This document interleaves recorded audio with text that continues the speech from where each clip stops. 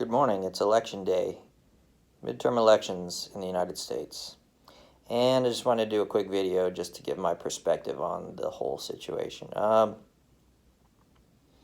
First of all, I'm a Republican, yes. Would it be nice if Republicans swept everything? I think it would be. However, we always have to keep in mind that balance is always good. It's never good to go too far that way or too far that way, because you tend to get screwiness either way. It's good to have a little bit of balance, because that way you go slower, it takes more time to make decisions, and it tends to be a better decision. So whatever happens today, if Republicans keep one part of Congress, the Senate, that's fine. If Democrats take the House, that's fine too, or vice versa. If Democrats take the whole thing, which I highly doubt, but if they do it, that's fine too, because we got a Republican president. So at worst, nothing will get done. And if nothing gets done, that may be an okay thing, because at least nothing bad gets done. Nothing good gets done, but nothing bad gets done, so it's balanced out. However, some of our freedoms will be at threat if it becomes a blue sweep. Now again, do I think that's going to happen?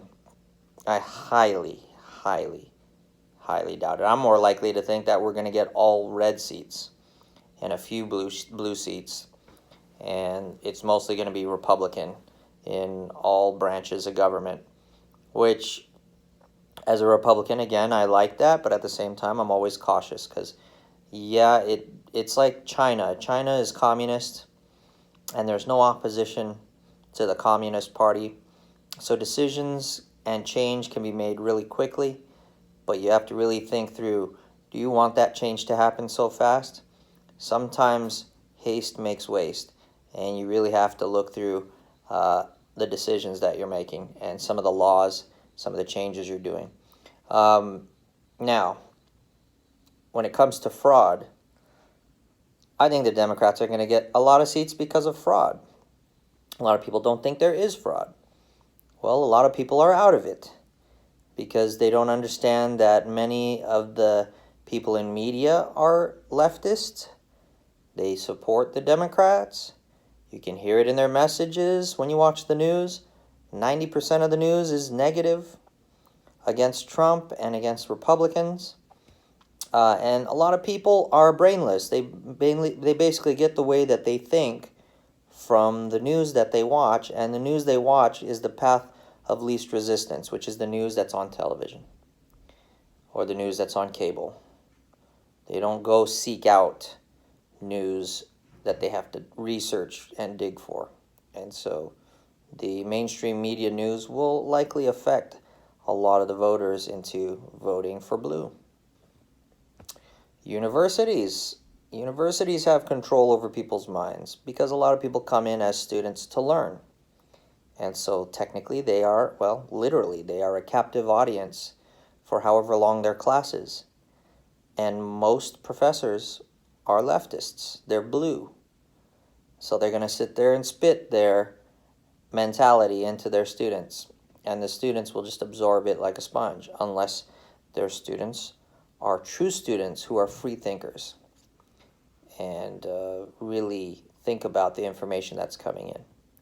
So we have some voter skewing that way, which is not really fraud, but it is an unfair way or unfair practice of influencing votes. In a lot of ways, you can't go to a polling site and do that kind of stuff, so why should you be able to do that anywhere else where you have people captive and try to control their brains? Ultimately, though, the decision is up to you, so if you're in that kind of situation, you should really free yourself from it and take the time to research other points of views before you make your decision. But again, that's on you. If you want to be slave to the plantation, the Democratic plantation, that's on you. And if you feel confident in that, letting other people tell you how to think, that's on you also. Now we get into the immigration issue, where in the past they've found that uh, during elections like this, a lot of dead people are voting. How does that happen? Who knows? When you die, your social security number is still out there. They don't exactly retire it, and if people know that you're dead and others don't, they can take your social security number and change your address, have your ballots mailed to a certain address. You can vote absentee, or someone can get an ID and assume your identity and go vote on your behalf. Or the machines can even be fixed and rigged so that when you push on a Diebold machine to vote for a Republican, it will automatically switch the vote to a Democrat. There has been evidence of that and video of that on the internet. You can see it for yourself. So be very aware when you vote on the Diebold machines. Those are the same manufacturers that make the ATM machines. So they get our fingerprints, they get our retinal scans, they get our facial features, they get all these biometric scans off of us when you go to the ATM, when you go to vote. And so they know you already know what you're coming to vote for, and the moment you push the button, they'll switch it on you. So that's just something that you need to pay attention to on your voter card once you get it at the end, that everything went the way that you planned it. This is why I vote absentee. Absentee can also be rigged, but there's less of a chance, in my opinion, because I'm doing it away from the polls. I'm sending it in and letting somebody count it somewhere else. Now, we had some fraud issues before of people miscounting ballots, and by hand they were switching the votes. So you can have voter fraud in that way as well. And then you had the migrant caravan, where they let illegal immigrants to vote. So they found in a lot of the cities where the highest concentration of illegal immigrants reside, you're going to have overwhelming support for the Democrats. And as we've seen with this Honduran caravan and the El Salvadoran and Guatemalan and all these other caravans that are now forming off of it, and the waves that are coming up towards our border, although the Honduran one seems to be fizzling out, the people in those caravans are being paid. Who are they being paid by? Well, Trump mentioned George Soros, and the mainstream media kind of lambasted him about it, but it turned out that George Soros is funding him, because now he's putting money into a credit card to fund the immigrants. Guess who George Soros supports? He's friends with Hillary Clinton. Remember Haiti? They were walking together. There are pictures together when the Haiti earthquakes came through and devastated the land. The Democrats went through with the supposed hope of rebuilding, but they stole all the money from Haiti. So a lot of Haitians are upset at the Democratic Party, Hillary Clinton, and George Soros in particular. And so George Soros is a major billionaire funder of the Democratic movement. He is a slave driver. So if you vote based on that, then you're accepting the plantation line. So that's my view on this election. Either way, who was it that said, I think it was Mencken? It's a quote that I knew years ago, but I totally forgot it. But just basically that elections are advanced decision making on theft, or something to that regard. That basically, when you vote, you're basically voting for the next party to steal money from the people. And technically, I do believe that to be the case. But we still vote so that we can put people in power that we believe will do things to affect change on our benefit. But sometimes we need to really review what voting is all about. Maybe there are other more effective ways of affecting change, especially here in the United States. Now that the United States is more grown, it's a lot larger than when they first formed our Constitution, and maybe we need to have some amendments to maybe revise the way we do things. Although our election system was pretty good in the past, especially with the Electoral College and how the presidential election went. So, these are discussions we probably should be having. Should we have elections anymore?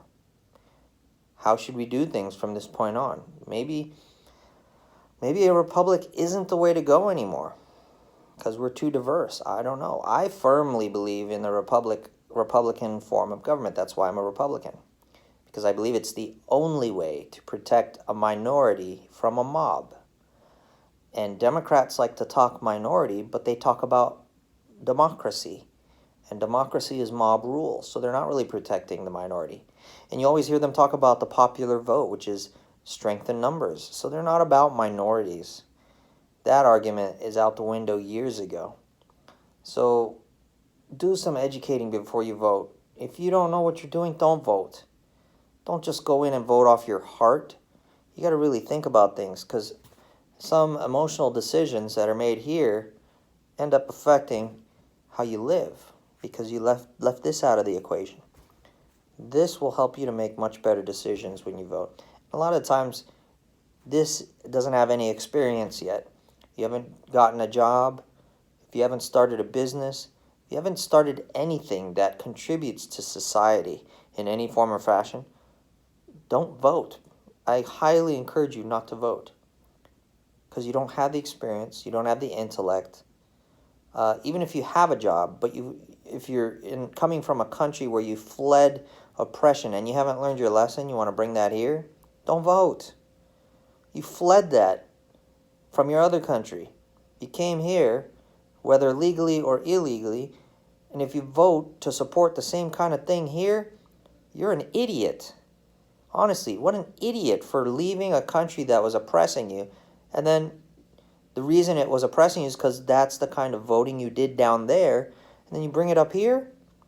Honestly, if you change locations, you should be changing your thinking as well, and your political views, because that most likely is what led to the problems.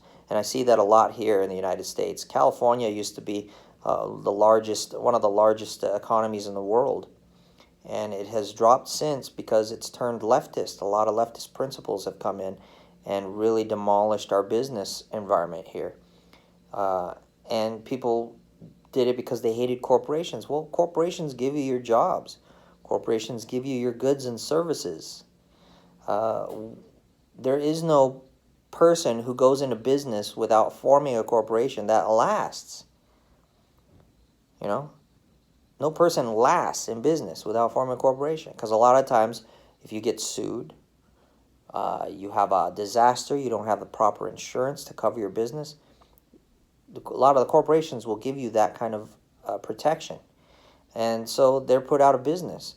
And so, and especially with regulations, Democrats in particular support big business, crony business, where they create regulations that make it impossible for small people to do business because they can't afford to comply or to go along with the regulations.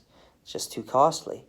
So really think about those things as well when you vote. So that's, I guess, my whole video. Just think. Think before you vote. Like, don't drink and drive, don't vote and not think. One of those things. All right. Well, happy election day, and may we all prosper. That's my message to you. If you like my videos, please like, share, subscribe, hit the little bell button to get notifications when I post videos. I don't do them on a regular basis because I have many projects I'm involved in, and so I can't always just do videos, but I try to do them on a semi-regular basis, at least every 2 weeks. Sometimes I'll do 5 videos a week. Sometimes I'll do no videos in a week, but every 2 weeks I'll try to put out at least one video. So it pays to have that little bell notification on there, and at least I'll come along in your notifications at some point. You may not see me if you have a lot of notifications, but you'll know at least I'm out there, and make sure you come back and try to check for me. And I appreciate all your support. Take care.